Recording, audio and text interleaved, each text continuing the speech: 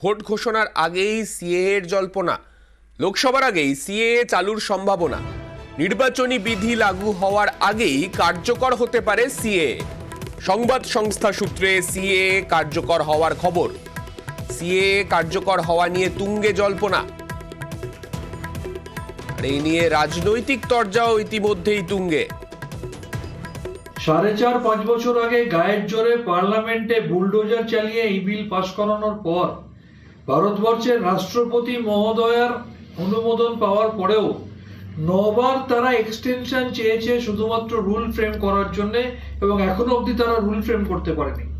এই সিএএ নিয়ে ভারতবর্ষের স্বরাষ্ট্রমন্ত্রী পার্লামেন্টের ভিতরে একরকম বলেন, বাইরে একরকম বলেন। আমরা এর বিরোধিতা আগেও করেছি, আজও করছি, আগামী দিনেও করব। এই সিএর কথা বলি, আমাদের রাজনৈতিক অবস্থান, আমাদের জাতীয়তাবাদী চিন্তাভাবনা, ছদ্ম ধর্মনিরপেক্ষতার বলতে কি বোঝায় সেগুলি আমরা মানুষকে বলেছিলাম। আমরা যেটা করব মানুষের সমর্থন নিয়ে করব। যদি মনে করেন কেউ বুলডোজার, মানুষের স্বার্থে যদি বুলডোজার চালাতে হয়, বুলডোজার চলবে। 5 বছর আগের আইন 2019, 5 বছর করেননি কেন? করবার বাধা আছে? গোজামিল দিয়ে একটা কোনো বিধি হয়তো চালু করতে পারে, 5 বছর ধরে করেনি মানেটা কি? করার অসুবিধা আছে বুঝেই করেনি, করতে পারবে না বলেই করেনি। একেবারে ভোটের কথা ভেবে নিকৃষ্ট মানের রাজনীতি করছে দিল্লির সরকার। আর লোকসভা ভোটের আগে 100 অস্ত্র, 100 দিনের কাজের টাকা দেওয়া শুরু করে দিল রাজ্য সরকার। তৃণমূলের ব্রিগেডের সভাতেও আনা হবে 100 দিনের টাকা না পাওয়া কর্মীদের। দীর্ঘদিন 100 দিনের কাজ করেছে, টাকা পায়নি, তাদেরও অনেকের হাতে আজকে টাকা তুলে দেওয়া হলো। 100 দিনের কাজ, প্রায় 2 বছর এই প্রকল্পে বরাদ্দ বন্ধ করে দিয়েছে কেন্দ্রীয় সরকার। এর প্রতিবাদে বারবার সরব হয়েছেন মমতা বন্দ্যোপাধ্যায়। তিনি সম্প্রতি ঘোষণা করেন 100 দিনের টাকা রাজ্যই দিয়ে দেবে। সেই মতো টাকা দেওয়া শুরু। লোকসভা ভোটের আগে যা অত্যন্ত তাৎপর্যপূর্ণ। আর 2-3 দিনের মধ্যেই সেই টাকা পেয়ে যাবেন। আমরা দিল্লিকে বলবো, ভোটের সময় জবাব দেবেন কেন 100 দিনের কাজের টাকা দেননি। মঙ্গলবার পুরুলিয়ায় সভা করেন মুখ্যমন্ত্রী মমতা বন্দ্যোপাধ্যায়। এই মঞ্চ থেকেই রাজ্য সরকারের তরফে 100 দিনের কাজের বকেয়া টাকা দেওয়া হয়। আমার খুব ভালো লাগছে, টাকা চেক করা হয়নি তবে অ্যাকাউন্টে ঢুকে গিয়েছে। এই যে দীর্ঘদিন বাদে টাকা পেলেন, হ্যাঁ, এটা নিয়ে কি বলবেন? এটা নিয়ে দিদিকে ধন্যবাদ দিলাম। রাজ্যের বিভিন্ন প্রান্তে 100 দিনের কাজের কর্মীরা তাদের বকেয়া টাকা পেতে শুরু করেছেন। এই টাকা দিচ্ছে রাজ্য সরকার। আর ব্যাংকে এসে জব কার্ডের পয়সা তুলবে, 9,000 টাকা তুলে। আমার ভালো লাগলো, অনেকদিন পরে পেলাম। 100 দিনের কাজের টাকা গরিব মানুষের বড় ভরসা, সেটাই দীর্ঘদিন বন্ধ করে রেখেছে কেন্দ্র। সেই বকেয়া টাকা এবার মেটাচ্ছে রাজ্য সরকার। পর্যবেক্ষকদের একাংশের মতে লোকসভা ভোটের মুখে একে হাতিয়ার করবে রাজ্যের শাসক শিবির। আগামী 10ই মার্চ তৃণমূলের জনগর্জন সভা। ব্রিগেডের এই সভাতেও আনা হবে 100 দিনের কাজের বঞ্চিত কর্মীদের।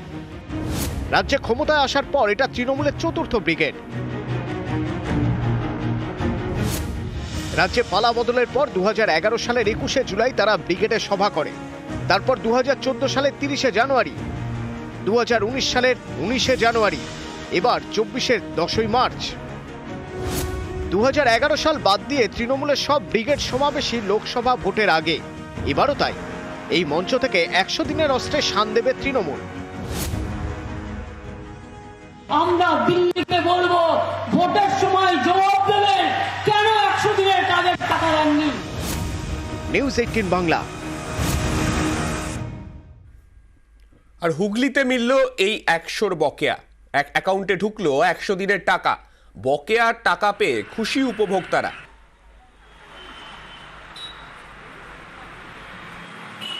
আর ব্যাংকে এসে জব কার্ডের পয়সা তুলবে,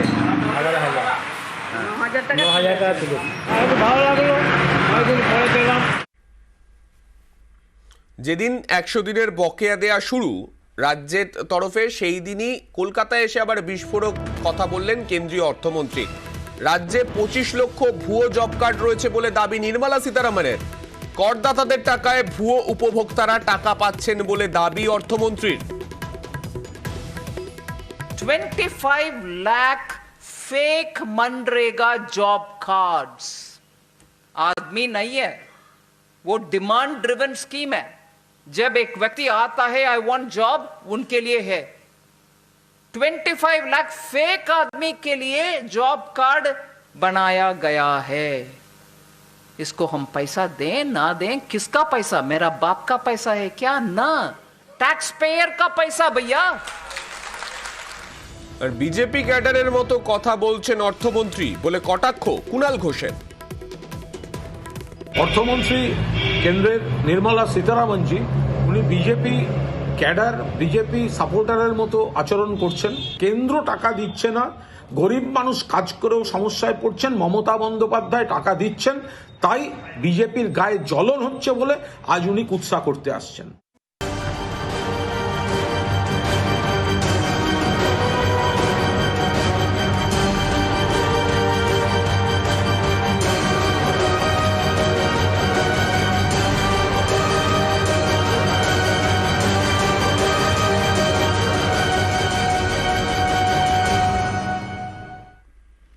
সন্দেশখালীতে বিঘার পর বিঘা জমি দখল, শেখ শাহজাহান এবং তার ঘনিষ্ঠদের বিরুদ্ধে ভুরি ভুরি অভিযোগ। এইসব জমি ফেরাতে তৎপর প্রশাসন। 22 থেকে 27 ফেব্রুয়ারি দুপুরের মধ্যে 150 জনকে জমি ফেরত দেওয়া হয়েছে।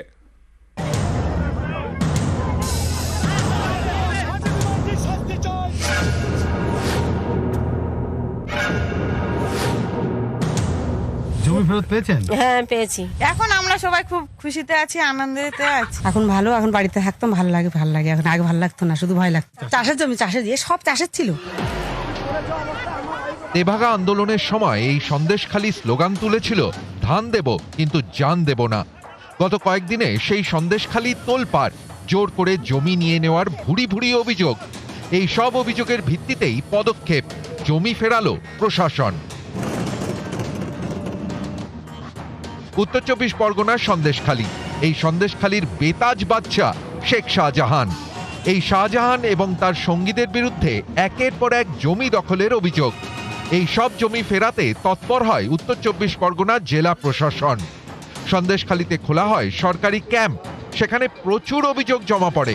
অভিযোগ খতিয়ে দেখে জেলা ভূমি ও ভূমি রাজস্ব দপ্তর, তারপরই তালিকা তৈরি করে জমি ফেরত।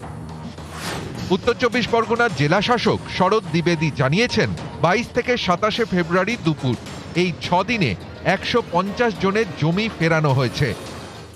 এই জমি প্রাপকদের মধ্যে রয়েছেন সন্দেশখালী গ্রাম পঞ্চায়েতের মাঝের পাড়ার বাসিন্দা রেখা মাইতি।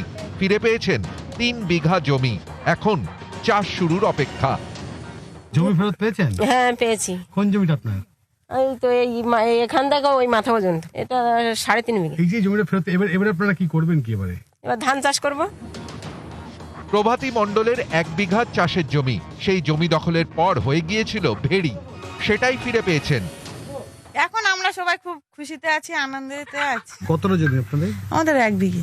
এই জমিতে কি এখন আপনারা ধান চাষ করবেন না মাছ? আমরা ধান চাষ করব।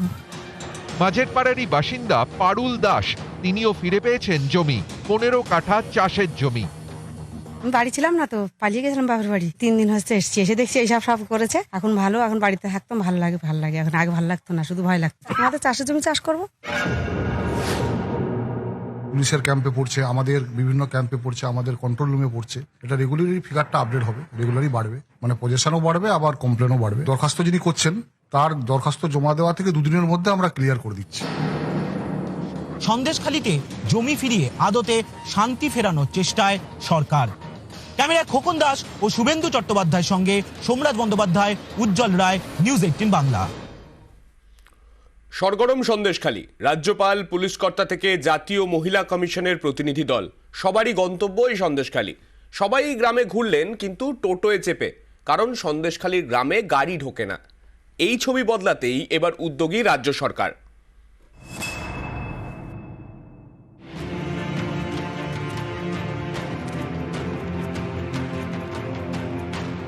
অনেকে বলেন সন্দেশখালীতে নাকি 2 বেতাজ বাদশা, শেখ শাহজাহান এবং টোটো।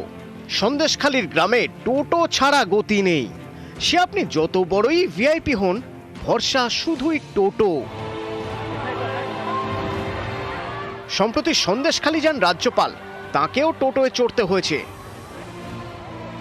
রাজ্য পুলিশের শীর্ষ কর্তা, তাঁরাও টোটোতে। গ্রামবাসীদের অভিযোগ শুনে সন্দেশখালী যায় জাতীয় মহিলা কমিশনের প্রতিনিধি দল।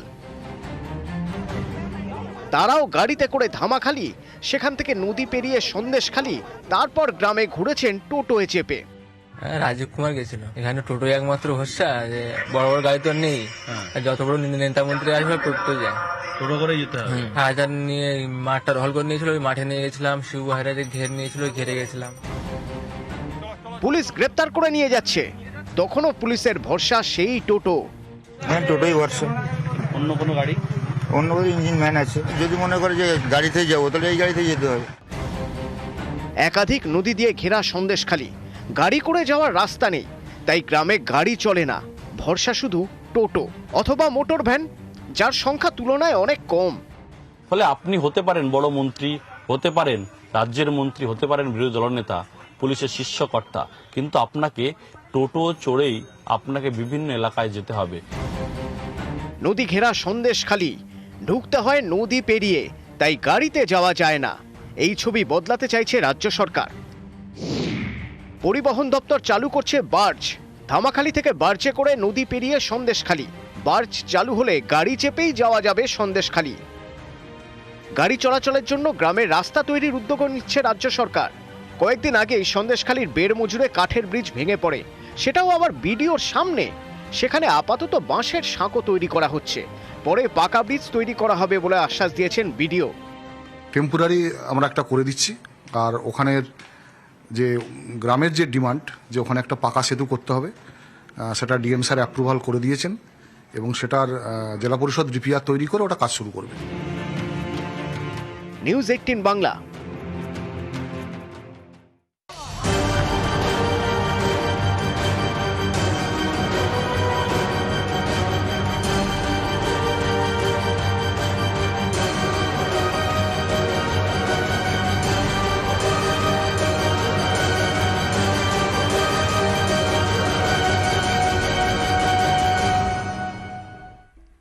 রোবোটিক এন্ডোস্কোপি, ভেন্টিলেশন, আইসিইউ সহ অত্যাধুনিক ব্যবস্থা, যেখানে বিশালাকার হাতি থেকে ছোট্ট পাখি সবার চিকিৎসা সম্ভব।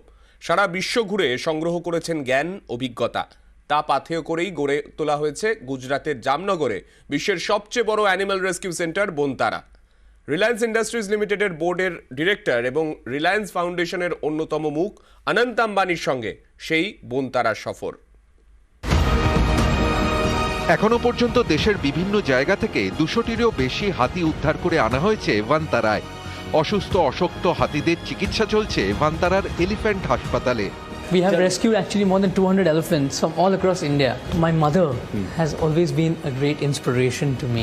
I think 12 years old, we were traveling from Jaipur to Ranthambore. In the middle, on the road, we saw a young elephant with a mavat going on the road in the peak heat. And the elephant was walking a little weirdly. So I told my mom we want to rescue it. So that was the first elephant, and we had no idea how to take care of the elephant. So we got the elephant, kept it, and then we said we'll build slowly, boon boon se sagar banta hai. ছোটবেলা থেকে বাবা মুকেশ আম্বানি বেড়াতে নিয়ে যেতেন দেশ বিদেশের বিভিন্ন জঙ্গলে।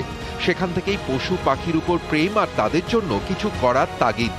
My father is one of the biggest wildlife buffs. For example, when we were young, I think till the age of 18, I've not gone to any other family holiday except Africa, Ranthambore, and the jungles of Kahana, the jungles of Bandhavgarh, Kaziranga. My father would only take us to jungle holidays. So I think they inspired me. উদ্ধার করা জীবজন্তুদের ভান্তারায় কোনো খাঁচায় রাখা হয় না, তাদের বাস উন্মুক্ত প্রাকৃতিক পরিবেশে। While we were rescuing them, I thought that we need a state-of-the-art hospital. We need a state-of-the-art facility. I don't want to keep them in cages. I want to keep them in their natural habitat. And my team is more important than me. It's a trust, and the trust runs it. So the team has created a wildlife sanctuary, and each enclosure has its own biodiversity. ভান্তারায় আশ্রিত এত ধরনের পশু পাখি, 200রও বেশি হাতি, এদের প্রতিদিনের খোরাক জোগাড় করা রাজস্ব ও যজ্ঞের থেকে কোনো অংশে কম নয়। We farm a lot of our stuff locally, so we have helped the local farmers. So we tell them organic manure from our gaushalas, from our elephant, the dung, we give it to the farmers. So they also have an economy. We farm the feed. An elephant needs 200 kilos of fodder a day. So we have 200 elephants, so imagine the amount of food. So everything is made in India, grown in India, grown locally as much as possible. ভান্তারায় এই উদ্যোগে পাশে আছে আনন্দের পরিবারের অন্যান্য সদস্যরাও। But Radhika now loves it. So like in the middle she would say, but now she wants to come to take care of the animals more than me. So Radhika is a great support. একেবারে প্রথমে উদ্ধার করা হাতি গৌরী ভান্তারায় আনন্দ আম্বানি সহ সবার পছন্দের আবাসিক। News 18 Bangla.